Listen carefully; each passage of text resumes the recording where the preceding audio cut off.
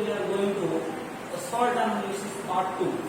Previous classes, in the previous class, we have done the salt of known salt to find the acidic and basic radical of ammonium chloride. In that salt, it was the ammonium ion as a basic and chloride ion as the acid radical. Today, we are going to analyze the second salt to find its basic radical and acid radical. Let it today be zinc sulfate. It will be the known salt. So now systematic procedure we have here written to find the acidic and basic radical. So preliminary test contains for all the salts. Preliminary salt package number will be 2. Then color of salt white. Structure of salt is crystalline and soluble. Water is soluble in cold water or hot water. If it is not soluble, then we could dissolve the salt in the dilute cell and go on further. So zinc sulfate is soluble in cold water. We have to write on this preliminary examination of the salts. Then to start the salt analysis, it contains 4 parts. Dry test of the basic radical. After that, we do proceed for the weight test of the basic radical. We include the group separation. As zinc in the group 4, so group 1, group 2, group 3, then group 4. Here the reagent solid ammonium chloride and ammonium hydroxide, then H2S gas. H2S gas will be formed to keep apparatus. Okay, so step by step we are going to the known salt. Today we are going to the zinc sulfate, another one. And the basic radical is the Zn2 plus and sulfate ion are the acidic radical, sulfate ion. Now start with the first basic radical. So it includes dry test tube fitting. First test under the dry test tube fitting. Here already I have written for your PG doing the practical experiment dry test tube fitting. So first you have to clean the test tube in the water. Then it is dried in the oxidizing flame of the Bunsen burner. So first we have to clean the water, then dry it.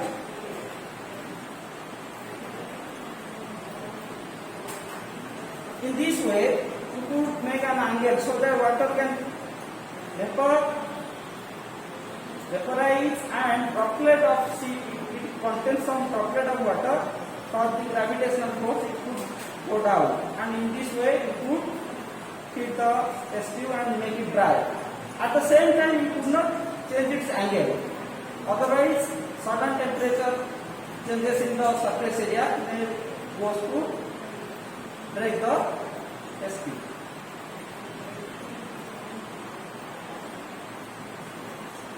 So it is your oxidizing flame. In this flame,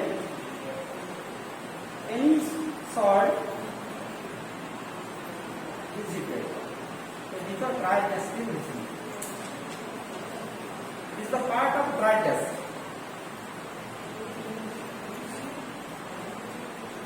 As you could see, now it is dried. Now with the spatula, it is spatula. A pinch of known salt. Now we are doing the dry test of zinc sulfate. Pinch of salt we are taking and simply fitting. Salt color is, you could see, it is white and it is crystalline. Contains water of crystalline. When heated, you could see the its changing behavior. Okay, so now it is heated. Salt decupitates, making some sound. Salt decupitates and swelled up, fused, and water vapors is coming at the mouth. So salt contains water, crystalline, decupitated and swelled up. That means it is getting making some voluminous. So it is swelled up, and finally on strong heating, it's changing its color. small yellowish color. From white one, it changes its color when strongly heated. And salt swelled up. So yellow and white on strongly heated. Similarly, if you take the salt of lead nitrate, on heating it will go to brown, and cold condition it again comes to the yellowish. But in case of zinc, it is yellowish, slight yellowish in hot condition, and if you put it is taken for some time after cooling, it is found that it's the original sulfur of white. So it is preliminary observation and inference can be said that it is a sort of crystalline, contains water, crystalline and swelled up. So now we have to take the test tube to cool down and do the charcoal cavity. Charcoal cavity, it is the part of dry part. So it is a charcoal block. It is cleaned, it is made a cavity here. It is made a cavity here, and it is a pair of tongue. By doing this, we could hold the charcoal block like. And in this cavity, we are taking a pinch of salt, the same salt.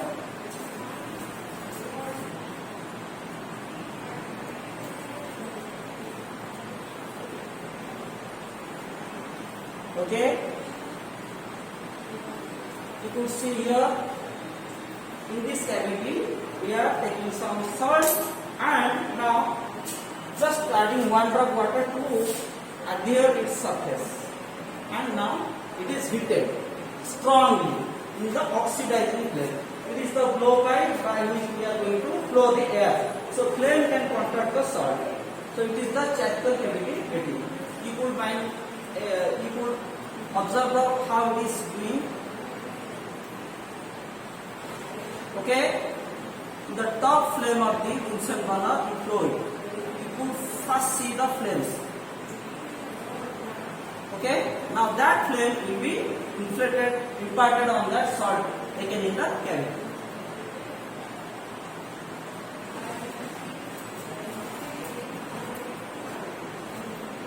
You could see the white salt is getting swelled up. Okay, on strongly heated. It will be strongly heated.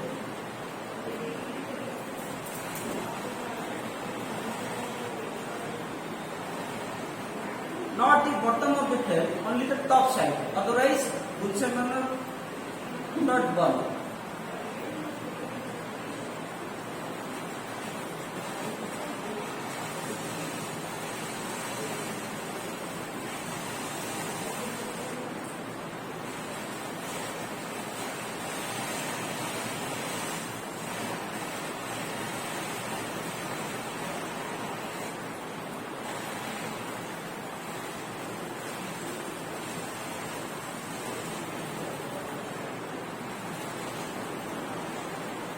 As you could see here, the salt is swelled up. Okay.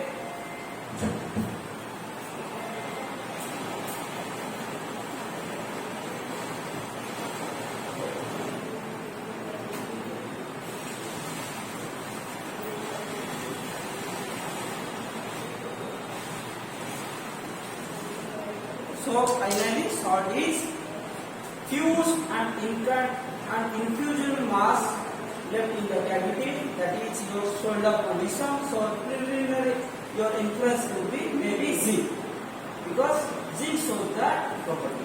So now for that infusible salts we have to perform the cobalt nitrate test, cobalt oxide. So it is a cobalt nitrate solution here. It is the pink color.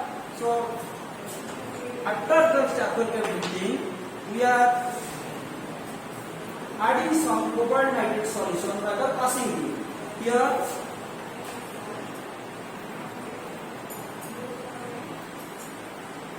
one or two drops to that salt taken in the cavity. It was already heated. After heating, we could add the cobalt nitrate.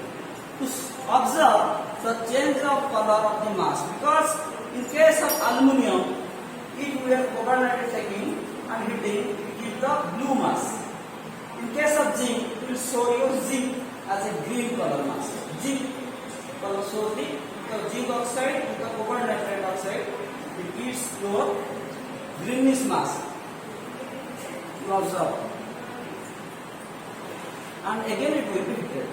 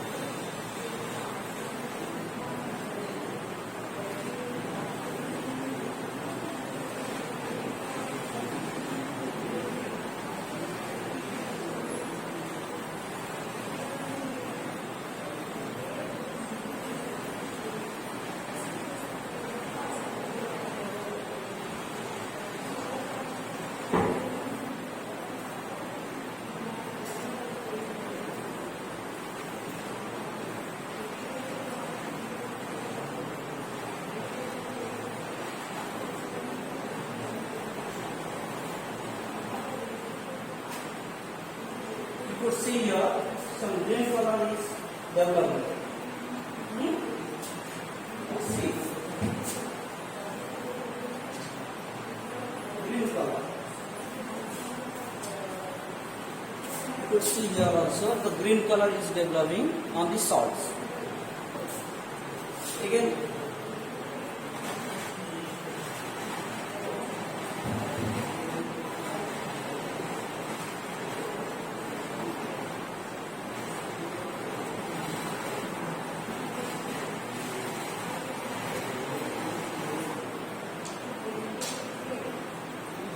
some few more.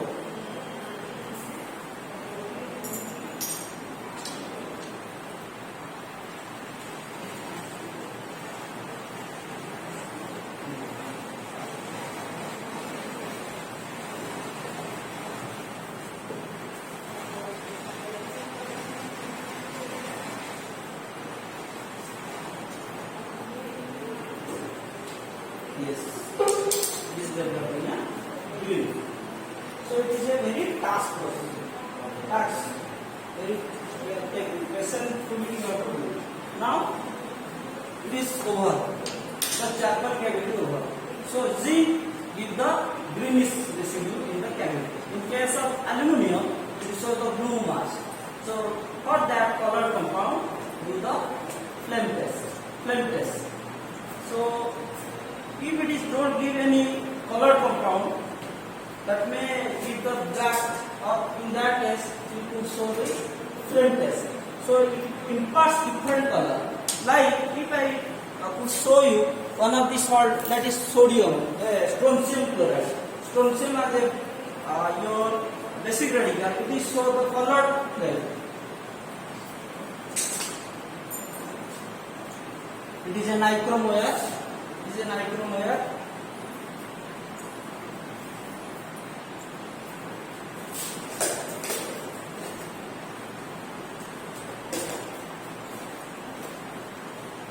You could see here, in case of strontium as a basic, you could impart a color of crimson red in the opener.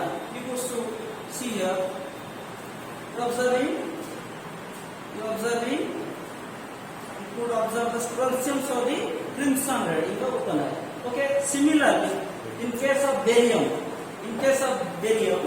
it is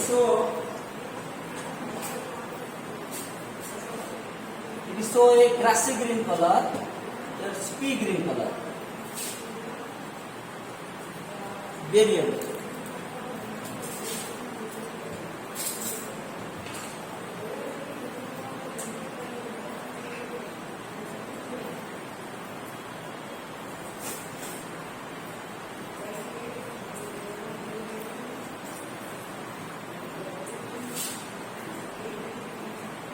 observe here at the flame side, at the oxidation flame, green, no? Pea green. Some greenish color flame is developing. Okay. Similarly, for sodium, it is so the persistent golden yellow. Like I am going to show you, sodium as a basic radical, it imparts the persistent golden yellow in the open eye. Here, develop color there,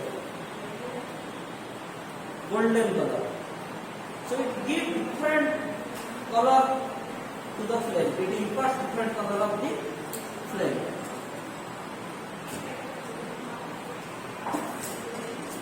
So as we are doing the short analysis of zinc one, already we have found the charcoal cavity, green mass left in the cavity. You could see here the green color is developed. So now we have to perform the weight test. Now it's the dry part is over. Now perform the weight test. So zinc in the group 4. So for the group 4, that reagent is ammonium chloride, solid ammonium chloride, ammonium hydroxide, and your H2S gas. As you could observe here, some condensate coming out as the H2S. That is the Gibbs apparatus forming the H2S gas. So now we are taking the clean test tube. So to perform the weight test. The group separation, follow the instruction, weight solution of salt. The first reagent here, dilute HCl. So again we are taking pinch of salt.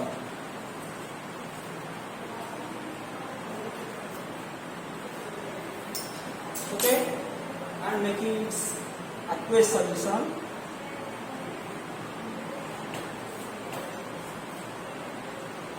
And clearly you could see that the salt is soluble in the cold water, and adding the dilute HCl are the first reagent to find the groups. Dilute HCl, dilute hydrochloric acid. No precipitate occur. Group 1, okay.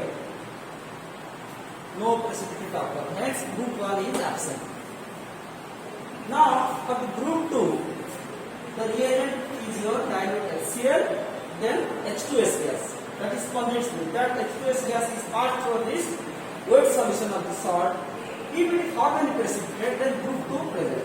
Group 2, it occurs here copper and arsenic. Group 1, it is the lead. So if we are passing H2S gas from the Gibbs apparatus, I have made some solution of the ferrous with the sulfuric acid to form any precipitate. No precipitate occur. So group 2 is also absent. But for the group 3, again the reagent will be solid ammonium chloride and ammonium hydroxide. So again that this solution is discarded. Again a fresh solution will be taken of the respective salt. Now today we are doing the for the zinc sulfate.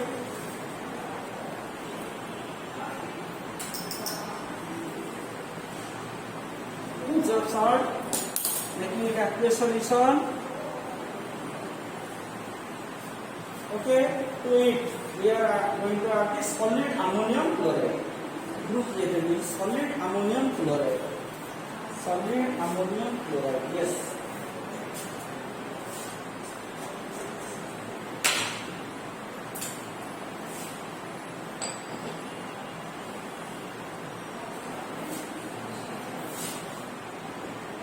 Till saturation.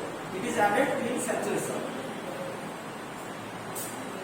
Salt solution, then we are adding the solid ammonium chloride in saturation. Okay.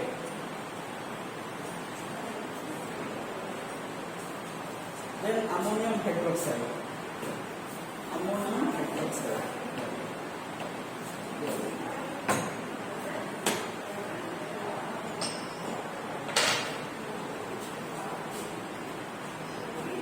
It is ammonium hydroxide. and then H2S.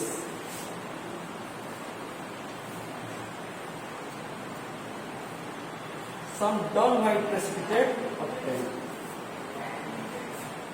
It settled down. So group 4 radical present. Group 4 includes manganese, zinc, cobalt. So now it is divided into two parts. In another testing, we are taking some half of the portion to observe the weight test of the conformity test.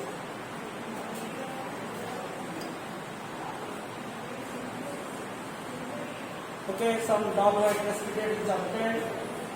To it, one portion we are adding slowly the sodium hydroxide. Sodium hydroxide.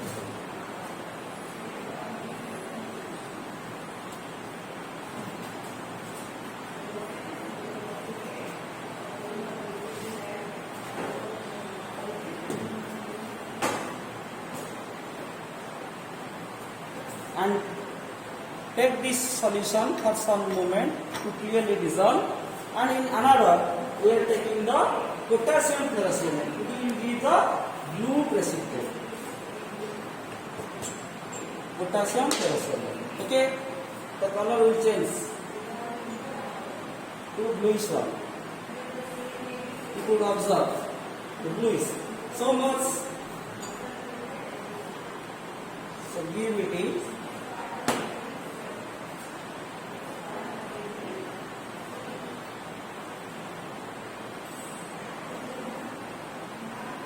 So which confirm the presence of zinc as a basic radical.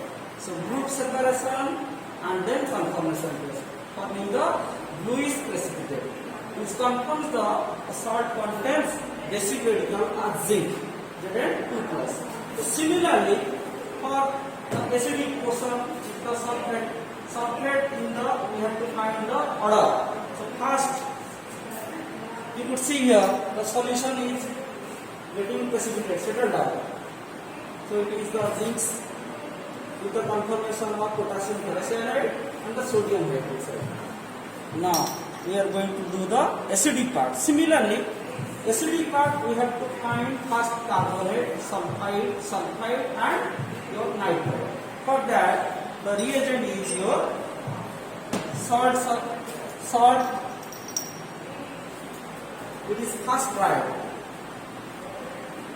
A clearing testing will be taken and it is first trial.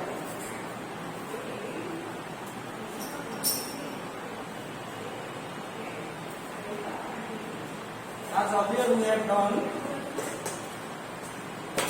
how to try the testing.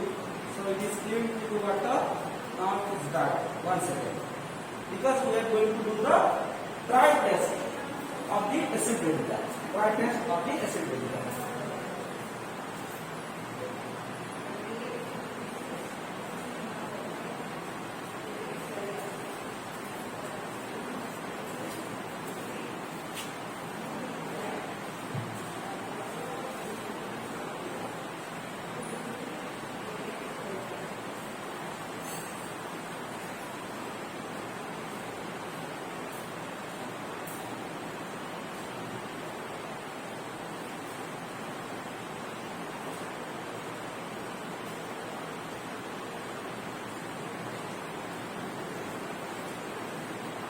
Now taking pinch of salt, the same salt, your zinc sulfate. As it is, we are going to the known salt. Okay. To it, dilute H2SO4 is added.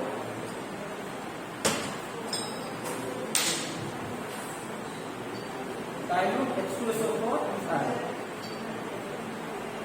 No reaction. Because sulfate radical don't react. So actually we are adding the dilute H2SO4 for detection of its effervescence, like carbonate or sulfide or lead. No specific order is found. No specific order is found. So we could inference the carbonate, sulfide are absent. So next higher reagent, the concentrate one. So So again sulfide will not react with the no reaction but cannot be decomposed. So if you see here in another test tube,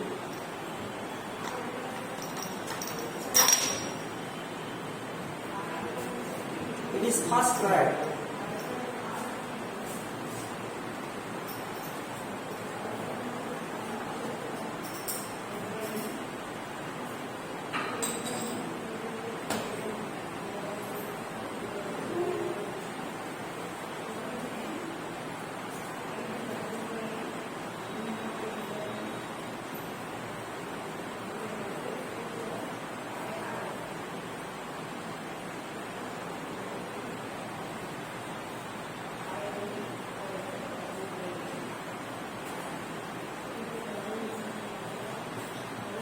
Now it is again dried, clean and dry test tube. Now ready. Now again we are taking pinch of salt, the same salt.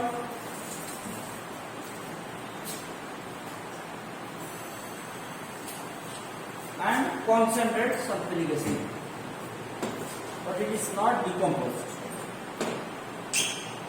To detect the chloride, bromide added present or not.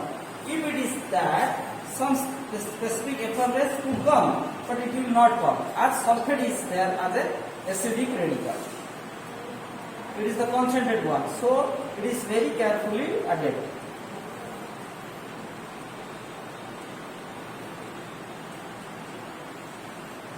No reaction and no effervescence.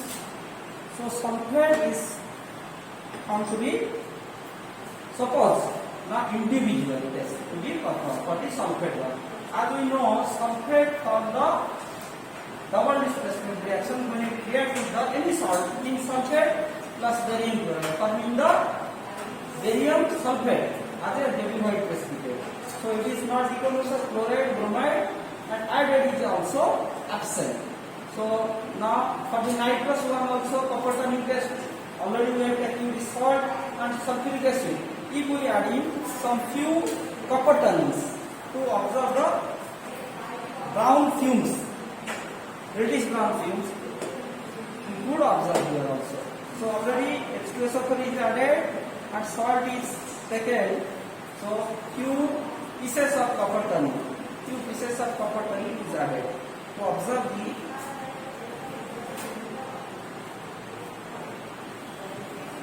the reddish fumes. So in this way, is put on the test tube. So no fumes. If it is heated, no reddish fumes is also coming. So nitrate is also absent. So nitrate is no brown fumes comes. So nitrate is also absent. So individual test now to be performed. Individual test. So for the sulfate one.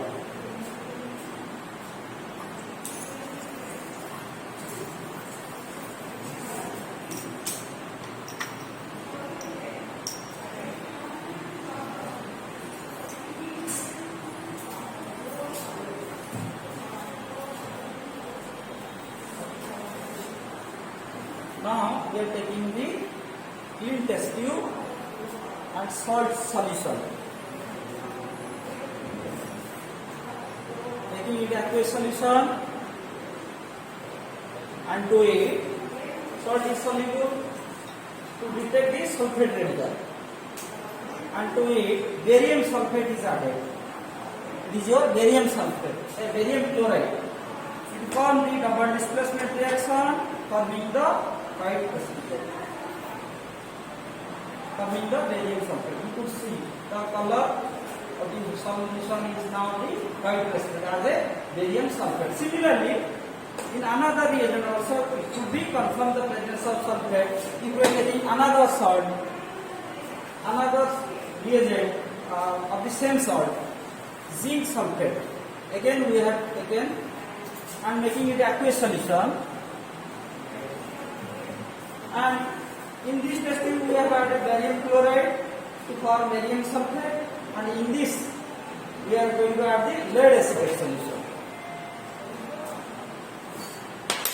again it will form the heavy white precipitate of lead sulfate.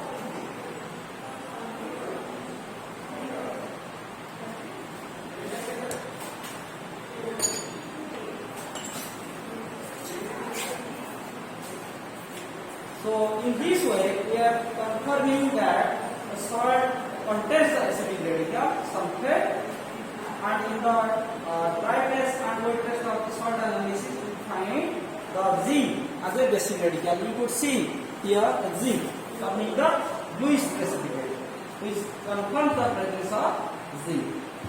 So in this today experiment we find the salt contains the basic radical Zn2 plus and acid radical sulfate ion. So today we learn this